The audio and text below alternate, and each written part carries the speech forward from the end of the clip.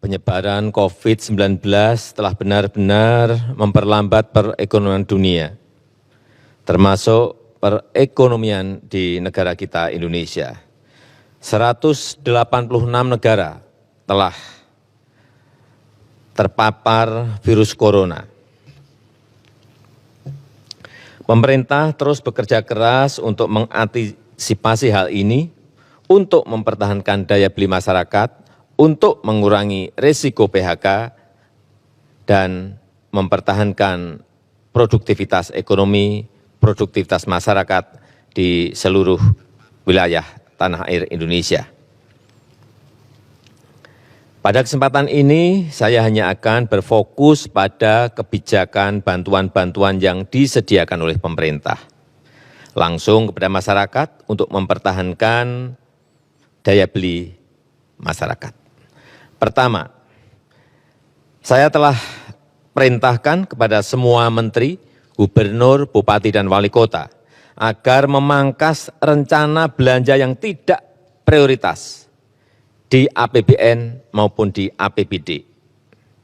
Anggaran perjalanan dinas, pertemuan-pertemuan yang tidak perlu, dan belanja-belanja lain yang tidak langsung dirasakan oleh masyarakat harus dipangkas. Kedua, kementerian dan lembaga di pusat, serta juga pemerintah daerah, provinsi, kabupaten, dan kota harus melakukan refocusing kegiatan dan melakukan realokasi anggaran untuk mempercepat penanganan COVID-19, baik yang terkait dengan isu-isu kesehatan maupun yang terkait dengan isu-isu ekonomi. Landasan hukumnya sudah jelas. Hari Jumat yang lalu, tanggal 20 Maret 2020, telah saya tanda tangani Inpres nomor 4 tahun 2020. Selain memerintahkan refocusing kegiatan dan relokasi anggaran, Inpres ini juga memerintahkan untuk percepatan pelaksanaan pengadaan barang dan jasa untuk mendukung percepatan penanganan COVID-19. Sekali lagi, bukan hanya untuk penanganan kesehatan masyarakat, tetapi juga untuk penanganan dampak ekonomi masyarakat. Yang ketiga, saya minta kepada kementerian dan lembaga dan juga pemerintah daerah, provinsi, kabupaten, dan kota, agar selain menangani isu kesehatan masyarakat, kita juga harus menjamin ketersediaan bahan pokok dan mempertahankan daya beli masyarakat, utamanya masyarakat lapisan bawah. Kita harus membantu para buruh, membantu para pekerja harian, membantu para petani, membantu para nelayan, membantu para pelaku usaha mikro dan kecil, agar daya belinya tetap terjaga, agar terus beraktivitas dan berproduksi. Keempat, saya telah perintahkan agar program padat karya tunai, sekali lagi, program padat karya tunai harus diperbanyak, harus dilipat gandakan dengan tetap mengikuti protokol kesehatan untuk pencegahan dan penularan COVID-19, yaitu dalam bekerja harus menjaga jarak yang aman. Program padat karya tunai di beberapa kementerian seperti Kementerian PUPR, Kementerian Perhubungan, Kementerian Pertanian, Kementerian KKP harus segera dieksekusi.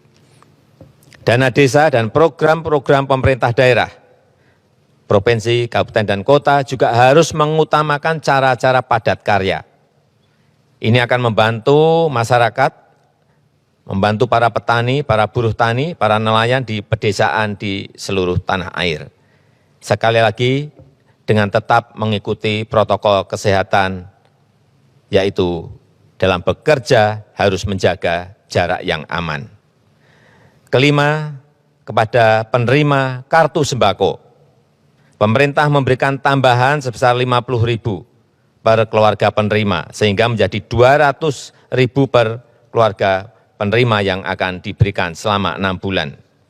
Anggaran yang dialokasikan adalah sebesar 4,56 triliun rupiah. Yang keenam, kepada calon penerima kartu prakerja, pemerintah akan mempercepat implementasi Kartu Prakerja, sekaligus untuk mengantisipasi para pekerja yang terkena PHK, para pekerja harian yang kehilangan penghasilan, para pengusaha mikro yang kehilangan pasar dan omset, agar dapat meningkatkan kompetensi dan kualitas SDM-nya. Alokasi anggaran yang disediakan di dalam Kartu Prakerja ini adalah sebesar 10 triliun. Sehingga nanti setiap peserta Kartu Prakerja akan diberikan honor insentif 1 juta per bulan selama 3 sampai 4 bulan. Yang ketujuh, untuk membantu daya beli pekerja di sektor industri pengolahan, pemerintah akan membayar PPh pasal 21 yang selama ini dibayar sendiri oleh para pekerja dalam rangka memberikan tambahan penghasilan kepada pekerja di industri pengolahan. Alokasi anggaran yang disediakan sebesar 8,6 triliun rupiah. Kedelapan, kepada para pelaku UMKM, OJK, Otoritas Jasa Keuangan, akan memberikan relaksasi kredit UMKM untuk nilai kredit di bawah 10 miliar untuk tujuan usaha. Baik itu kredit yang diberikan oleh perbankan maupun oleh industri keuangan non-bank. Asalkan digunakan untuk usaha, akan diberikan penurunan bunga dan penundaan cicilan sampai 1 tahun. Oleh karena itu, kepada tukang ojek, kepada supir taksi yang sedang kredit kendaraan bermotor dan kredit mobil, nelayan yang sedang kredit perahu tidak perlu khawatir, pembayaran bunga dan angsuran diberikan kelonggaran 1 tahun.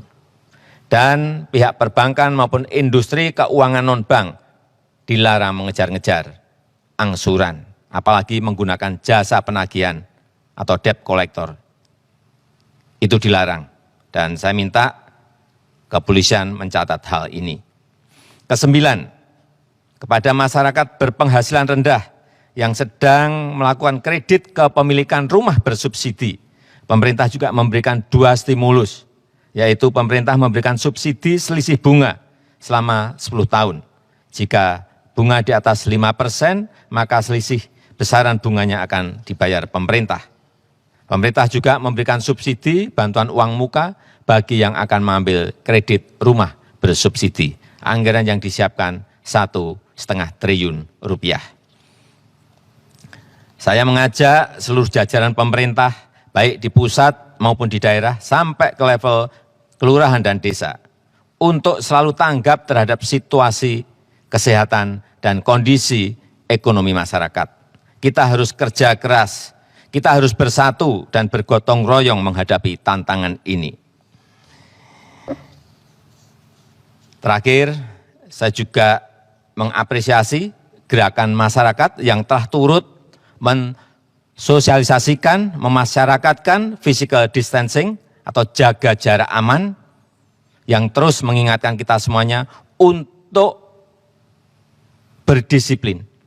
Karena hanya dengan kedisiplinan yang kuat, kita dapat mencegah penyebaran COVID-19. Percayalah, kita bangsa besar, kita bangsa petarung, bangsa berjuang. Insya Allah kita bisa, insya Allah kita mampu dalam menghadapi tantangan global yang berat sekarang ini.